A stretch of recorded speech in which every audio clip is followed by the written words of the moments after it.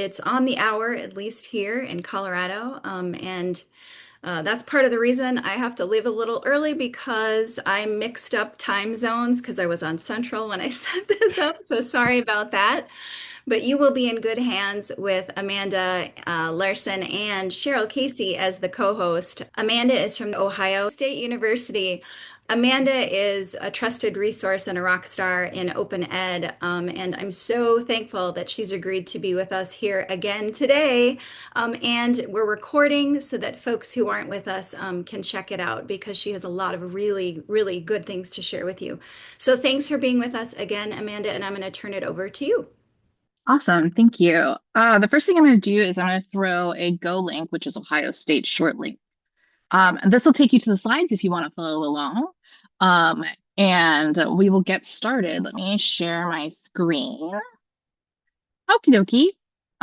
So, hey, we're here to talk about accessibility and OER today. Okay, this is going to be a whirlwind, but I want to start with how are y'all feeling today? I was telling Tanya when I got in here that I have been just severely out of sorts because of the heat. Um, and so I am feeling just kind of, but we're going to get through this with lots of borrowed energy. So we have some folks who are sleepy, chill, overwhelmed, curious, energized. I probably would fall into the hungry category. Yes, the heat has been awful. 100%. Okay, this looks pretty great. Somebody joined me in the Hungry Club. So we got a good spread of everything. And so let's move ahead. So today we're going to talk about accessibility. We have already shared that link. Who am I? I am a nationally recognized leader in open education and open pedagogy. My portfolio in this case really specifically includes doing trainings around an accessibility first mindset and remediation for the OER that we have at Ohio State that uses Pressbooks. I also teach instructors and students best practices for accessibility as they are creating content to publish. And I've been doing actually quite a bit of that this week. People have been like, hey, my book is ready. And so I've done some audits. I also wanted to say, hey, I'm a very neurospicy person. So I might have to take a second to process when you ask me a question. That's what usually comes up in a virtual format. You may also see me use a little fidget or something as I'm chatting, and I will definitely be talking with my hands like crazy. But I want to encourage you to do whatever you need to do in order to be comfortable in this presentation. So if you need to eat lunch, if you need to sit and knit, if you need to doodle on a scratch pad, do whatever makes you feel comfortable in this presentation. Today, we're going to talk about building an accessibility first mindset. We're going to talk about the new federal rules that make guidance for how institutions use and create content that is accessible. We'll talk about the guidelines for WCAG 2.1, AA, and ARIA. We'll also talk about remediation and what that means and how you do it. And then I am a real fan of including OER statements inside of our OER so that we know when we go to adopt them, what they have already had done to them as far as that. And then I'm going to share some best practices and some resources. And the resources is just going to be slides of links that you can take with you. So just to warn you.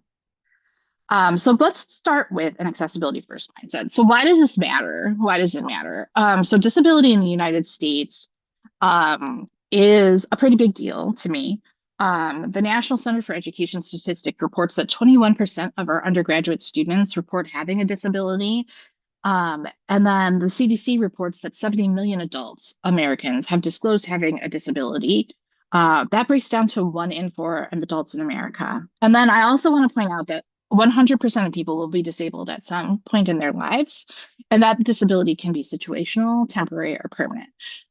For example, if I did not have my contacts or access to my glasses, I would basically be blind because I am so nearsighted. And that is something that is such a normalized thing that we don't even think about it as a disability. Um, you can have an injury, say you get in a car accident, you break your leg. That's a temporary, and could be permanent depending on how bad the car accident is. It can also be situational. So, like for folks who are neurodivergent, going into spaces that are extremely loud can be extremely disabling and disorienting. So, think about it as a spectrum.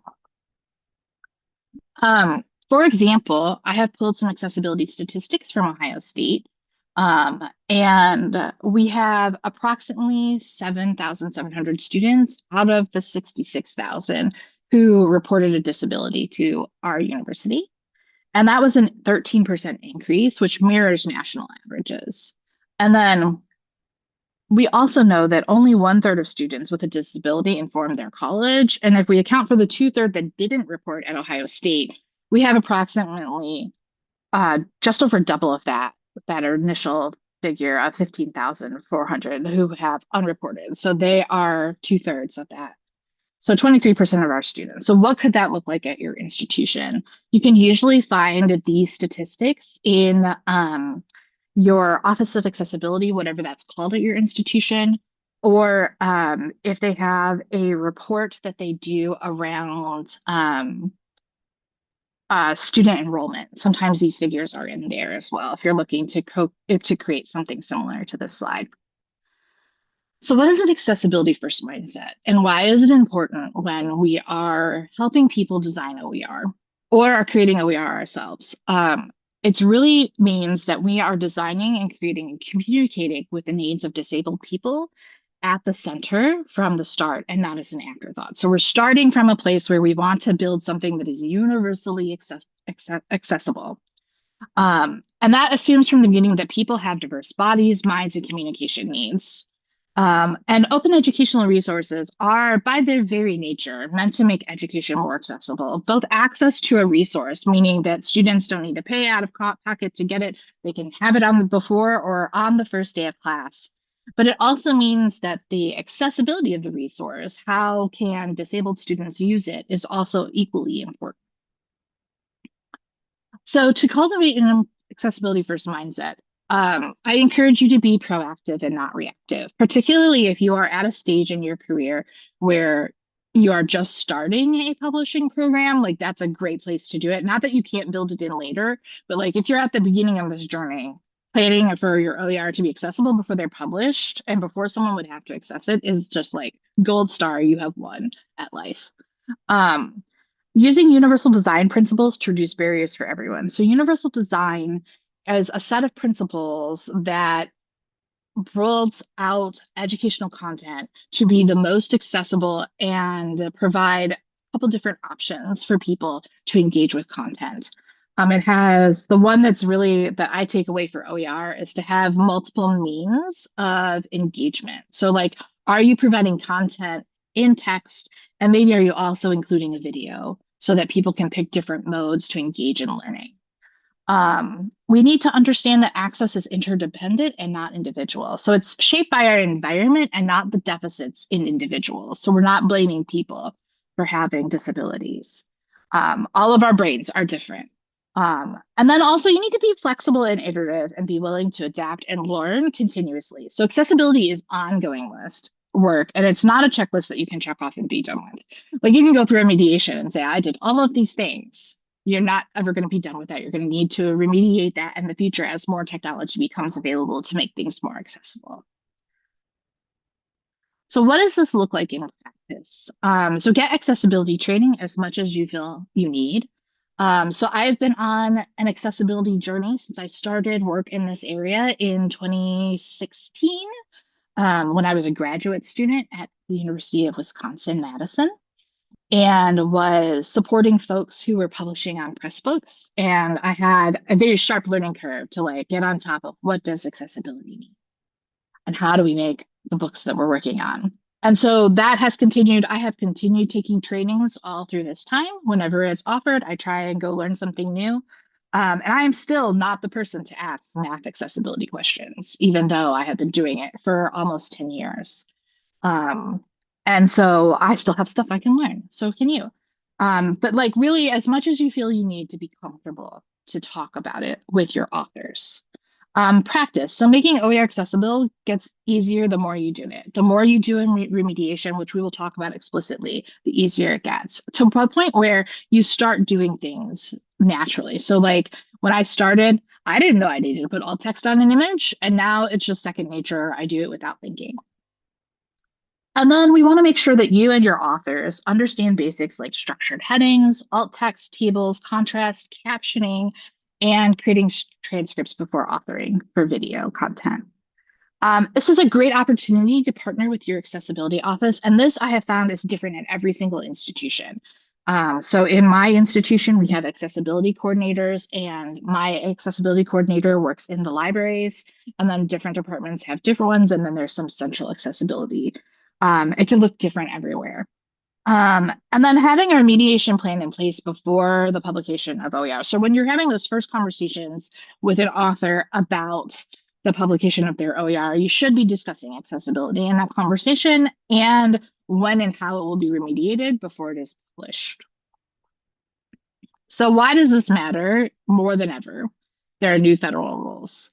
So the Department of Justice has issued additional rules under Title II of the American with Disabilities Act, commonly known as the ADA, requiring that public entities, including colleges and universities, to ensure that all digital content complies with the Web Content Accessibility Guidelines, known as WCAG or WCAG or WCAG. People say different things, 2.1 AA standards, and we're going to talk about those really explicitly. This will apply to websites, apps, course materials, social media, and other digital content, ensuring accessibility for folks with disabilities. So, are you aware that this is happening? Your options are a little mouse shaking his head. Yes, yes, yes. No, a little mouse shaking their head. No. Maybe. I think I've heard about it. With a guy going, maybe.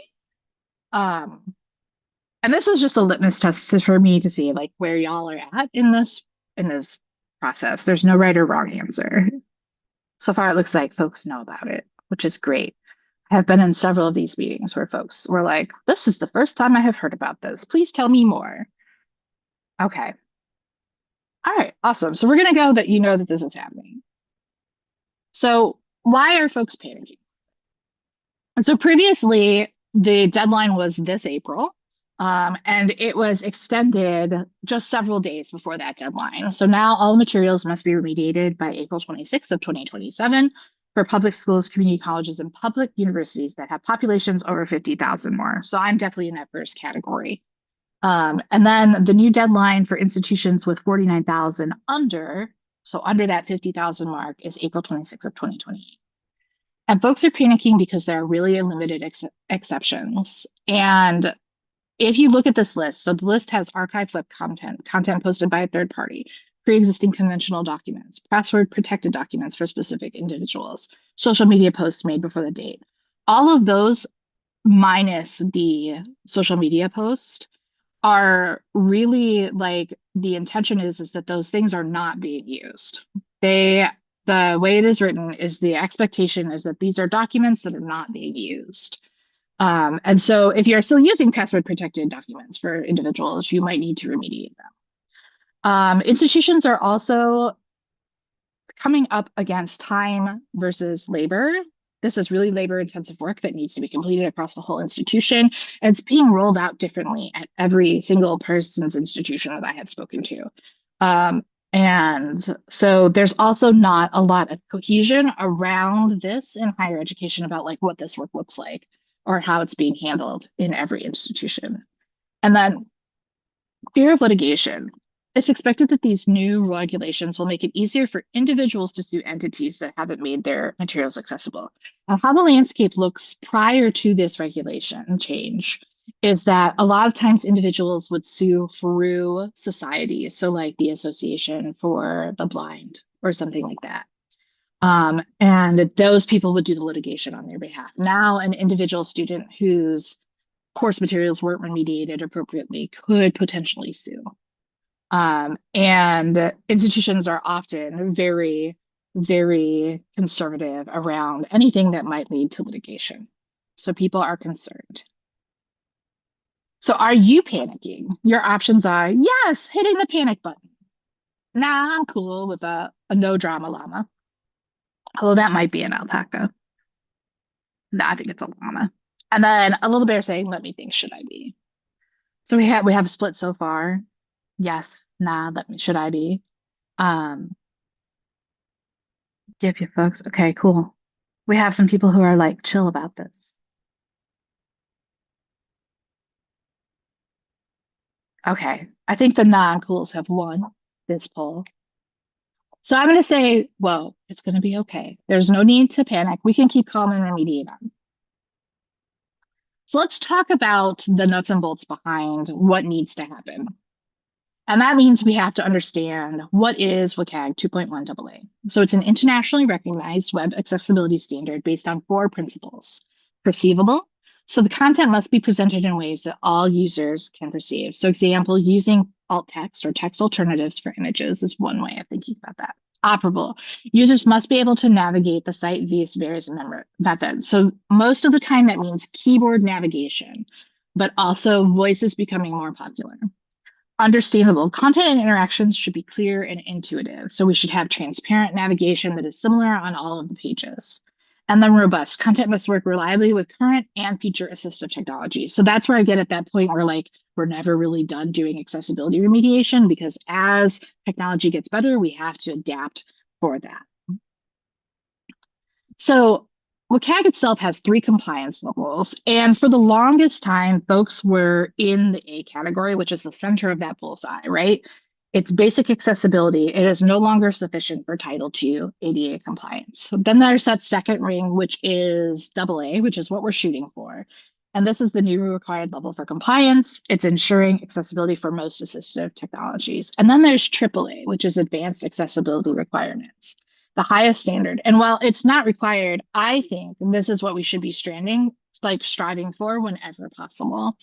And one of the easiest ways to do that is to be accessible is to follow the guidelines that we're going to go through. And then like when you're thinking about like contrast, like that's one of the really easy places to hit AAA. So why are these guidelines more complicated for course materials? So we have a list here, and it starts with websites, documents, images, podcasts, videos, PowerPoints, and PDFs. And there's an arrow next to it, and it starts at easier to remediate up near websites and then goes down to PDFs, which is harder to remediate. So there is a varying scale of difficulty in remediating these materials. And then institutions are also wrestling with the volume of content that needs remediating. Who is responsible for doing the remediation? And then are they providing accessibility training or guidance to the folks there? So if we dive deep in to perceivable, we want all people to be able to access our website's content or our published content or the course material content. A lot of things that we are building inside of, so like the learning management system is basically a website. Pressbooks and Manifold are basically websites. So people are interacting through a mediation of the internet. Um, and so a lot of this is built around website guidelines. So perceivability ensures that everyone, including those using assistive technologies, can access the same information. So there's some guidelines. So for text contrast, we want to ensure there's a minimum contrast ratio of 4.5 by 1 for normal text, less than 14 points, and 3.1 for large text, bold text that is 14 points or larger, or non-bolded text that is 18 points or larger. And we can check that with checkers. Alt text, we want to make sure we add meaningful descriptions to images and graphics. We also want to make sure that we are not adding descriptions where they're not necessary. Captions, we need to provide captions for all videos and audio content.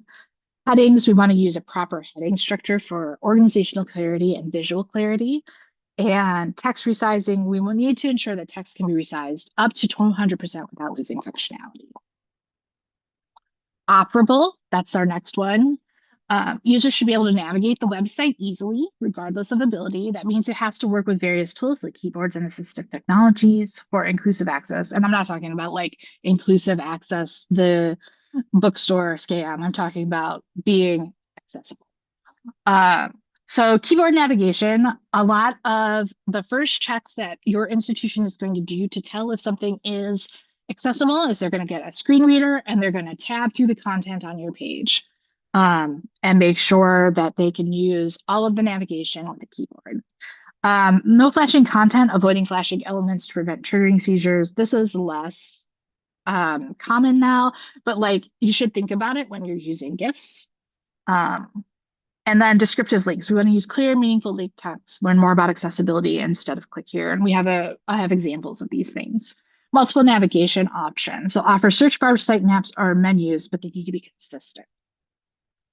Understandable. So web operation should be clear and easy to understand. This means presenting information in a way that is simple to grasp, especially for users with cognitive or learning disabilities. So consistent navigation, which I have said multiple times throughout this presentation already, it must be in my mind. So we want to use the same menus and layouts across the pages.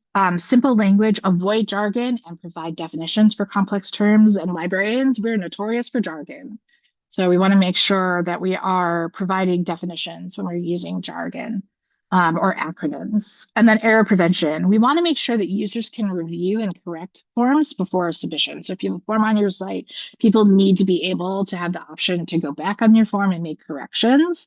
I would go a step further and say they also should get a copy of it if it's allowed inside of the system. So like when you fill out a Google form and you can get it to send you a copy, that's an option we want to turn. And then robust. Web content and features should work seamlessly with assistive technologies and adapt to future tools, ensuring accessibility with devices like screen readers now and in the future. So we want to make sure by testing compatibility. So we want to make sure that it works with different assistive technologies like screen readers. You can do that.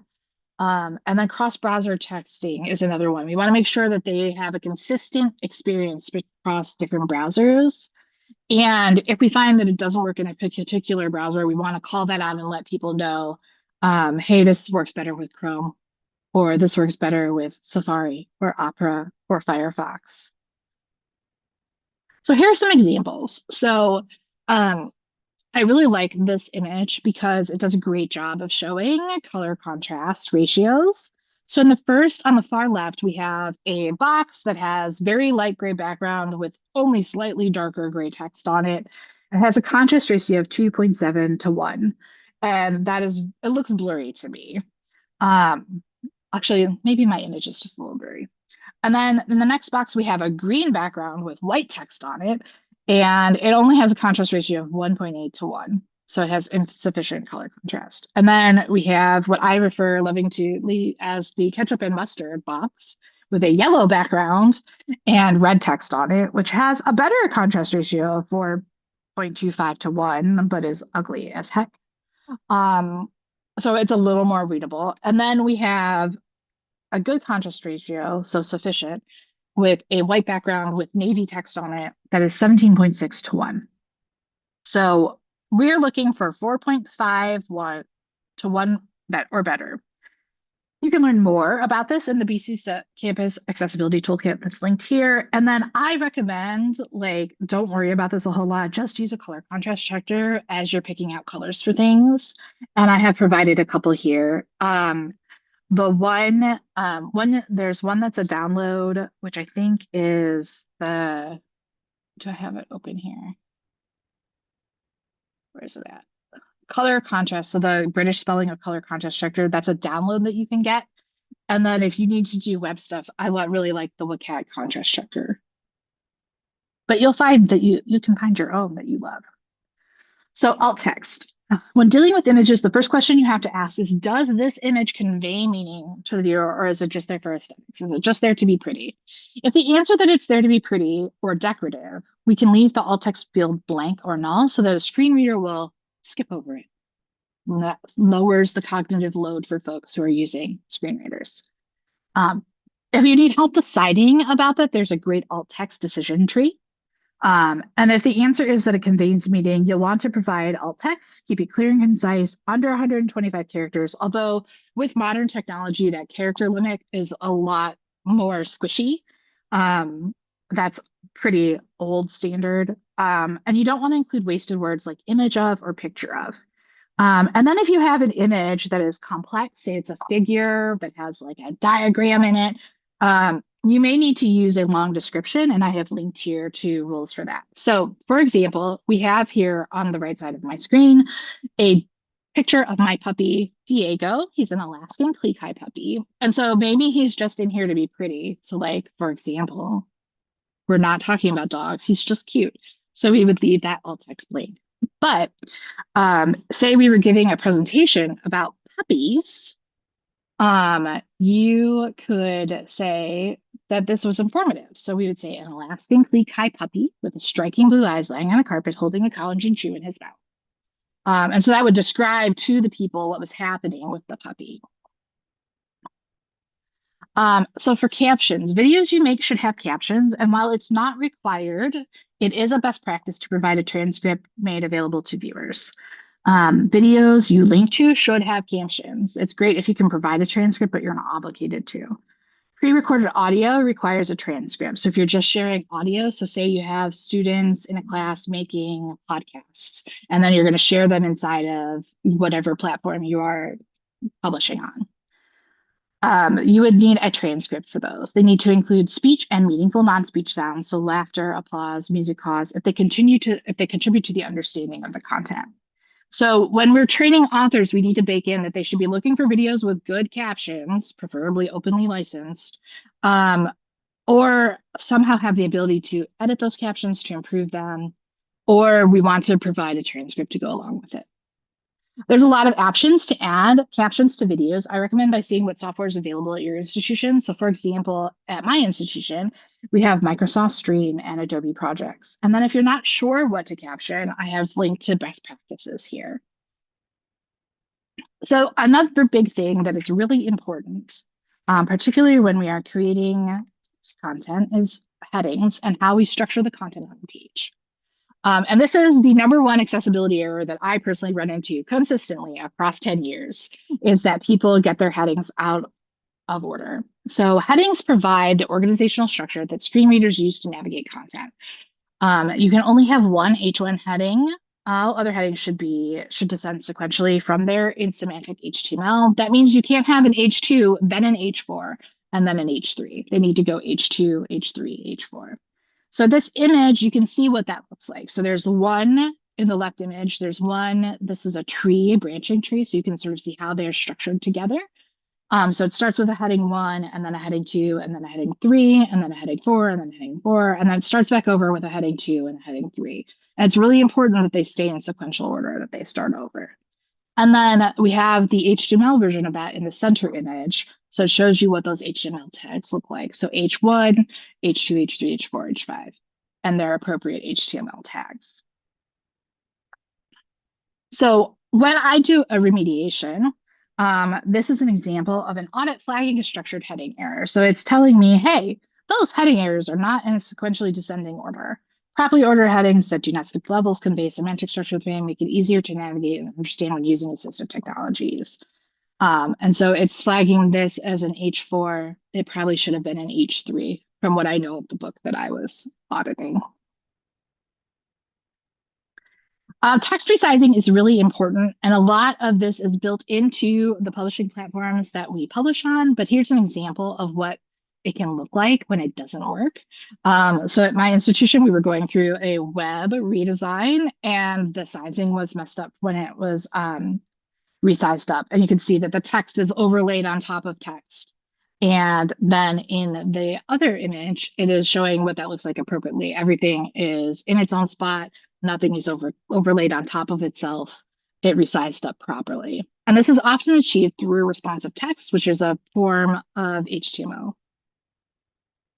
Descriptive links. Links should describe to the users what they go to when clicked and what they should make sense out of context. So an ambiguous link would be like, hey, user, click here to read more, versus a description link, which is like, to learn more about assignments we've created in teaching and learning using H5P, please visit TNL Instructor Resources, which is a book that has our H5P. But even if that was taken out of context, you would still know that the link is taking you to TNL Instructor Resources. So ARIA is important for a couple of reasons. One, if you're doing a remediation, it might get flagged and you might be going, what the heck is ARIA? Why does it matter? How do I fix it? So ARIA is a shorthand for accessible rich internet applications. It is a set of attributes that you can add to HTML elements that can find ways to make web content and applications accessible to users with disabilities who use accessibility technology. Um, and these are used when accessibility issues cannot be managed with just HTML. ARIA helps bridge those gaps. And I run into it when I do Pressbooks remediations because a lot of ARIA is sort of baked into the platform itself, and you can't access it through the HTML. Um, and so, what is important to know about it is that it has three main components: their roles, states, and properties. Roles are used to define a type of user interface UI element, and one set it doesn't change. So, it's going to always be the same. And there are a couple different kinds of roles that they can have: abstract, document structure, landmark, and widget. Most of the time, we're going to see them used as landmarks as part of navigation. And then states and properties work together when applied to elements to support ARIA roles. They have four categories: drag and drop attributions. So if you're doing a lot of, if you wanted to make like an H5P, which are HTML5 formative assessments, if you wanted to make their drag and drop type attribute accessible, you would probably use an ARIA well role to indicate that there's a drag and drop attribute. Um, they also do live region attributes, relationship attributes, and widget attributes. Um, Importantly, here are my five rules. Always use HTML first. Don't change what HTML is doing unless you absolutely have to. We want to prioritize HTML code. And then all interactive ARIA controls must be usable with the keyboard, meaning that you can use tab or similar to navigate through them. And then it's really important if you are playing around with ARIA roles, don't use presentation or ARIA hidden true on stuff that should be focusable, meaning that folks are going to use it to navigate with their keyboard because it will hide them. And then all interactive elements must have an accessible name. This is the other one that I run into in press when I'm auditing content in Pressbooks is if you have content that is the same content moved twice, sometimes it'll be like, hey, that's not a unique name, and therefore it's not accessible anymore. So you also have to pay attention to naming conventions. So when should you use it? Descriptive labels is probably the one you'll run into the most frequently with OER. You'll see ARIA label used to add description to images, links, and navigation. I see it mostly in navigation and images. Use accessible naming conventions that are brief and provide clarity. Again, you want it to make sense out of context. Um, Alerts are used to announce events through screeners. So for example, you successfully completed a form, you'll use alert message to add this. Sometimes this is already built into forms and you don't need to worry about it. Relationships. So again, you can use it to announce hierarchies, so parent-child hierarchies. And then some codes you might see in this relationship are area has pop-up or area controls or area role. Um, and then forms, you can add ARIA attributes to form elements so they become easier to interact with screen users. A lot of that is going to be like, did you go through like the accessibility settings of your form first? And then can you even edit the ARIA attributes to do anything? But these are the things that you might see pop up in a remediation. And so I think it's important to like call them out. So let's talk about remediation. Um, so what is remediation? Remediation is the process of identifying and fixing accessibility issues in digital content, so website ads, documents, media, OER, to ensure that they're usable for disabled folks. And so when remediation can happen when authoring projects are complete in order to ensure they are accessibly built, when OER projects are remixed to ensure that they are accessible, when we inherit documents such as media and OER of unknown accessibility status, and when the government tells us to. Hello, new ADA. So have you ever done an accessibility audit and remediation? Your options are a penguin going yes, or a penguin hitting a no button, or a penguin saying maybe. Ooh, we have a good split. That's exciting. We have some folks who are not sure if they have done it yet. Awesome.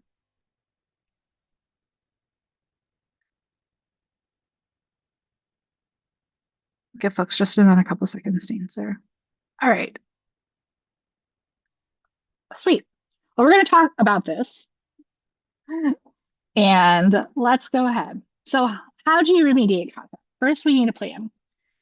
This is sort of what my plan looks like is we start by auditing the content to see what needs to be fixed. This allows us to prioritize fixing what is the most broken. You can do this manually, or you can run an accessibility checker to identify issues. Most people use an accessibility checker to start this process. Six, after we figure out what's not accessible, we may find ourselves adding alt text to images, ensuring keyboard access to interactive elements, correcting HTML structures like heading order, improving color contrast, adding or fixing ARIA, and last but definitely not least, making images, videos, and documents readable by assistive technology. And then we're going to run our accessibility check again to validate that we have caught all of the errors that we needed to fix. And then it's really important, particularly with the Title II guidelines, that you document what you did. And this is why I think OER statements are really important, and we'll get to that in a little bit. But you need to keep a running log of what was remediated and how. And this is twofold. One, you can then tell people what you did, but also if you were to get sued, or you were asked to remediate content, you would have a list of what had already been done, and you would know maybe what was already missing. So document, document, document. So my process, so for the context, I inherited a lot of OER in our institutional instance of Pressbooks. Almost all of it was made before I arrived. And I'm talking like 243 books of inherited content. And so one of the things that I inherited was choosing and using sources, which is my department's textbook. It's an information literacy textbook that now I sort of project manage. And I wanted to make sure it was accessible as possible using that as an example. I used to like to use the expert accessibility checker, but I have been struggling to get it to scan Pressbooks, and I wonder if they changed something on their end. So I have switched to using, I think, WebAIM's checker, and then I've also been using AI to help me parse HTML code for accessibility, and it does a pretty good job of helping catch things. Um, and then the process, so a lot of checkers that work like this on the web is that you'll take the URL of the book you'd like to audit, whether that's Pressbooks or Manifold or LibreText or OER Commons, it's going to have a URL. You're going to take that and you're going to click Start Test. The checker is going to run and give each page in the book a score, or if you have to do them individually, it'll tell you the score for that page. And then it tells you what needs to fix. What I used to like about the Expert Accessibility Checker is it also tells you how to fix it, including links out to documentation. Not every accessibility checker has it. We're going to skip a demo because we are running a little tight on time. But if we have time at the end, I will show you what my process kind of used to look like. So accessibility statements. This is something I would love to see that we adopt just broader as a community for OER. First of all, what is it? It's an accessibility statement as a resource or a point of reference for people who have questions about the accessibility of your resource. Authors may choose to include an accessibility statement in their OER. This could appear in the front or back matter of a book, but should be clearly labeled, letting people know that it is an accessibility statement. It is clearly more popular in Canada if you do a search for OER. So some common features that I have found is that they are written with a lot of clarity. So we use clear, simple language for easy understanding. They ensure the statement itself is easily accessible and easy to find. It lists available accessibility features and how to use them. It gives the specific examples of how the resource supports different disabilities. Then there's the technical accessibility and compatibility. So highlight compatibility with assistive technology. So maybe you tested it with a screen reader and you did keyboard navigation to make sure that it was interoperable with a keyboard. You can explain personalization options like font size or browser settings. You can do stuff like in Pressbooks, you can change the font size and stuff.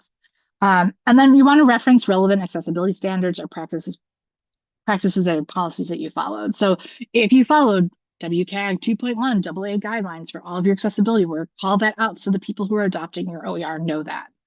And then transparency, continuous improvement and feedback. We want to be transparent about the limitations and share plans for improvement. If you get a PDF out of Pressbooks, it is not perfect. You need to do stuff to it. That's something that you can call out. Keep the statement updated as features and standards evolve. Provide an accessible contact information or feedback or issue reporting. So you could have a forum where folks could report an issue that they have. And then actively invite user feedback to help guide your accessibility efforts. So this is an example of an accessibility statement. The image on this is from the Pressbooks Guide, and this is the BC Campus version.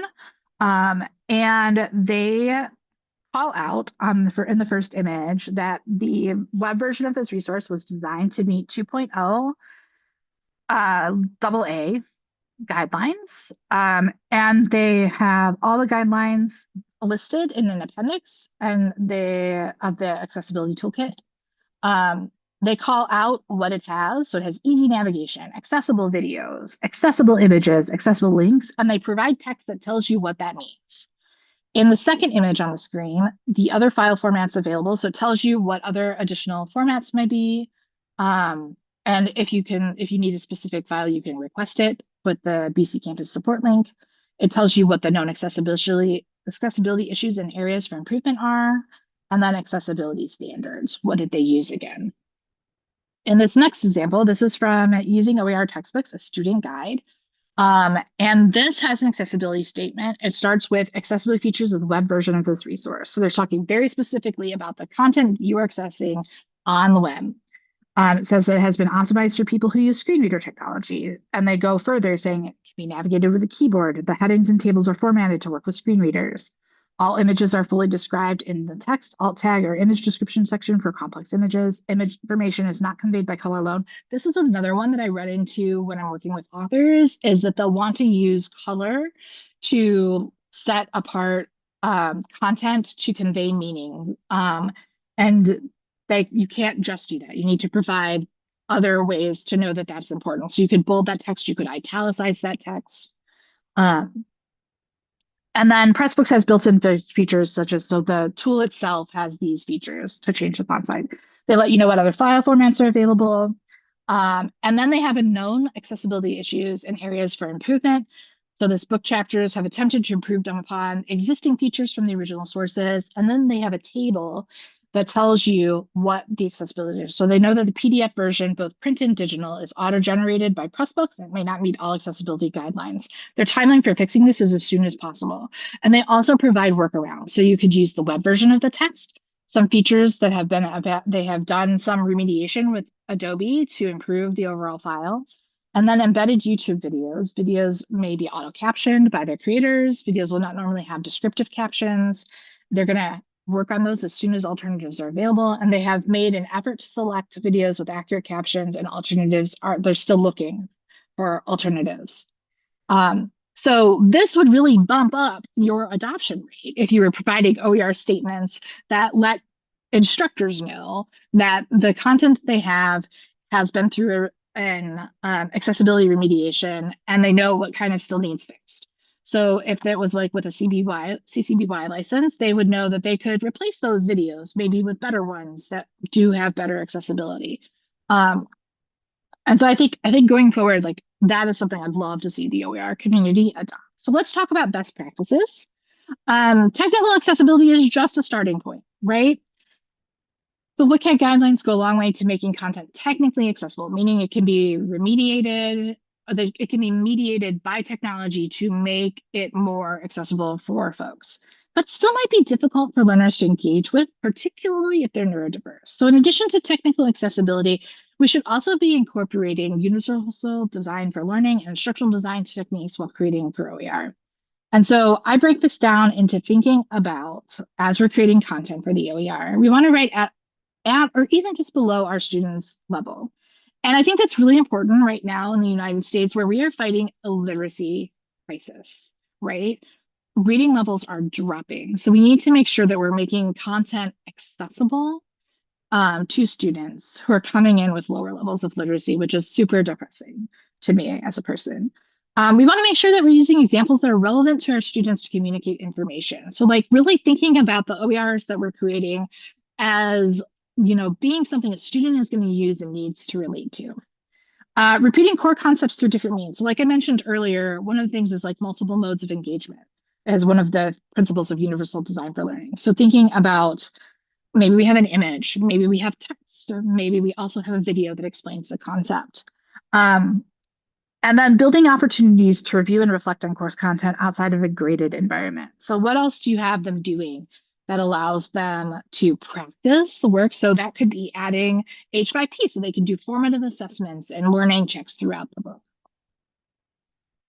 Some best practices around just creating OER that's accessible is we want to make sure that we're really cultivating that accessibility first mindset so that we have less remediation to do on the back end when the creation portion is finished.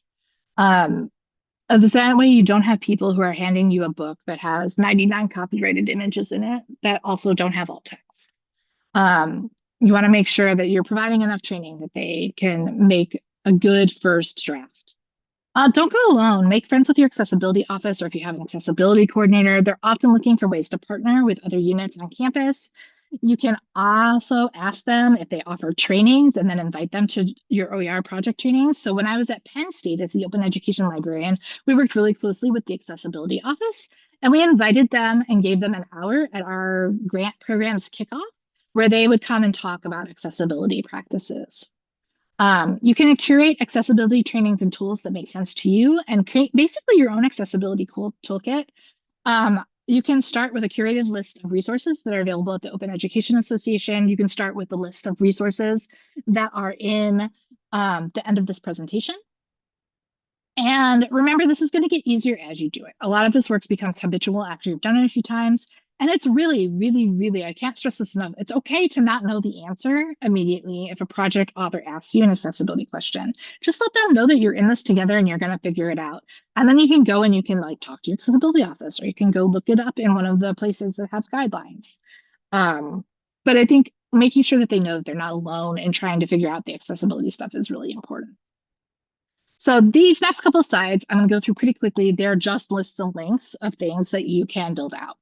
So if you want more information about the ADA new rule on accessibility of web content, I've provided the link to the fact sheet and a great list of first steps towards complying. General accessibility links. I really love the Ally Project does fantastic work. The International Association of Accessibility Professional webinars. So if you're looking for some training, that's a place to look. Webin has great information. I've listed some great OER specific. So Stephanie Buck's chapter on universal design, accessibility, and usability for OER is fantastic. The Accessibility Toolkit second edition from BC Campus is fantastic. And then we had a great accessibility best practices for OER from Jacqueline Frank in the OEN's Pub 101 session that you can check out. The Web Access Initiative. So these give you an introduction to web accessibility and easy checks. More information about WCAG 2.1 AA. More information about ARIA. I recommend What the Heck is ARIA? Beginner's Guide to ARIA for Accessibility is where I would start. And then Accessibility Statements by Josie Gray is really great if you're thinking about writing an accessibility statement. And then these are a bunch of checkers and checklists. And then tables are really tricky inside of HTML, so please do check out those. If you're looking for screen readers to check work, you can do NVDA for PC and VoiceOver for Mac. The Web Accessibility Evaluation Tools list gives you a ton of tools that you can look through for different accessibility needs. Best practices for writing closed captions, slide decks. This is one area where I personally had to do a lot of learning this year. And if you're working in Google Slides for like a one-off project, you can use a tool called Grackle Slides.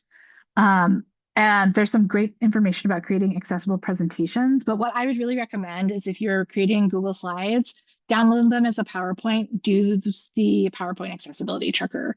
It is fantastic, and it will catch most everything that you need if you're not building in PowerPoint to begin with.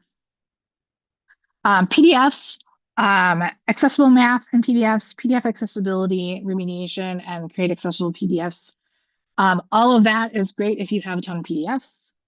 Improving Markdown is a coding language, and so there's some accessibility ones. I had a question crop up around how how could you make code accessible? So if you have somebody who is writing a textbook that uses coding languages, here are some guidelines for what you can do to preserve the white space and formatting around code. And then math, again, I'm not a math expert, but these are some great resources that I found going to some math accessibility webinars. And then what's one thing you're going to take away from today's session? And then we'll have time for questions.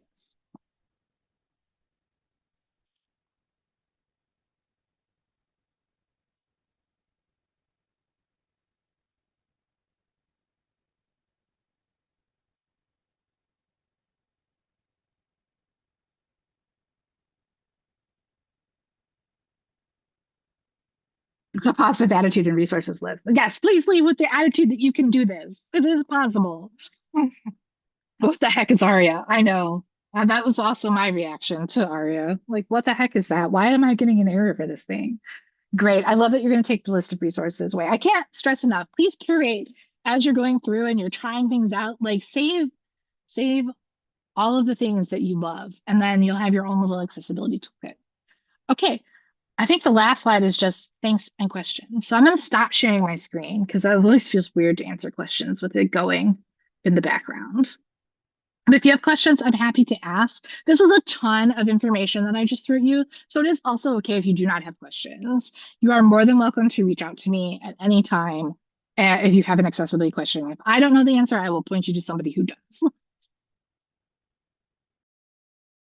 If you have a question for Amanda, feel free to unmute yourself since we're a small group or post it in the chat. Oh, that is a great um, question. I do not have a comprehensive certificate to recommend for somebody learning about OER and accessibility, but there are some great resources where you can get a certificate for accessibility. Um, hmm. Linda, is that for a video or audio? Either one. For audio, you just need a transcript, clearly. If you have a video, you do need capstones. The thing that is optional for video is having a transcript. Um, And I will tell you that I have found, particularly if you are recording in Zoom, that you can download your transcript file and put it into ChatGPT or Claude AI and ask it to find all of the errors, places where you have errors in your transcript, like typos or like it caught the wrong word. Like one time I did an the same accessibility webinar I'm doing today, and it like misunderstood when I said Alaskan Klee Kai and turned it into something else like multiple times. And so like it was easy to find those and fix those when I uploaded them to YouTube so that I could share out that webinar. I would say it took that process of doing the transcript remediation and captioning from like a 3-day process to like I spent an hour on it. And then uh, for accessibility certificates, one thing that I am thinking about doing, and I will say that it is, where is the right place? Is it this one? Um, Even if you like say you don't have the money to do a full certificate with this, they do have a lot of really great trainings that you can do that are just like asynchronous learning opportunities in their like prep session for this, but the IAAP, International Association of Accessibility Professionals, offers certification in a couple of different areas. Um, there is the Certified Professional Accessibility Core Competencies, which is sort of like a general one. And then they break it down into there is a web certification, and there is, so that is web accessibility specialist, which is one that I'm looking at because a lot of the work that I do is web remediation. I don't do a lot of PDF remediation. If you're looking for someone to talk about this certificate process, let me pull up Angel's email address for you. Angel Peterson at Penn State University gave a great presentation on this at the Library Publishing Forum this spring. Penn State, let me get you her email address. If you had questions about it, she would be happy to answer them, I'm sure. Oh, let's try that again. Yeah. Um, she is a lovely individual. she would be happy to take your email. Here's her directory page at Penn State. She did that certification. You can see it right there. She's certified in the CPAC one. And so that's sort of like the next level that I'm kind of thinking about getting that certification, but they have a ton of great training materials. I can't emphasize that enough, that are provided in sort of like the prep section of that. And because I'm curious, like I have a lot of accessibility information, so I don't know how much of that would be like what I need to study for. But like the CPAC one, she told us had like a lot of them, like you have to learn a lot about like the laws and regulations around it as well. Um, but yes, if you're looking for a certification, I would start there, um, and look at those resources. You're welcome, Aunt Linda. Take care. All right. It looks like we are at time. Just about. There's probably time for one more question, but if not, thank you all for attending. And I really do mean it when I say that you can reach out to me at any time, and Cheryl can attest to that. Um, and I am going to drop my consultation link into the chat really quick. Actually, maybe it makes more sense to give you my link tree. It has that on it. Here's my link tree link. Usually it's in the presentation, but I took it out today for some reason. But feel free to book a consultation with me. And you can also see every other version of this that I have done. But yeah, I'm more than happy to answer questions or to point you in the right direction. And good luck on your journey as open education librarians. I can definitely attest to how helpful a consultation with Amanda is. And yeah, I see the thanks coming into the chat. This has been fantastic, Amanda. Thank you so, so much. Yeah. Thanks, everybody.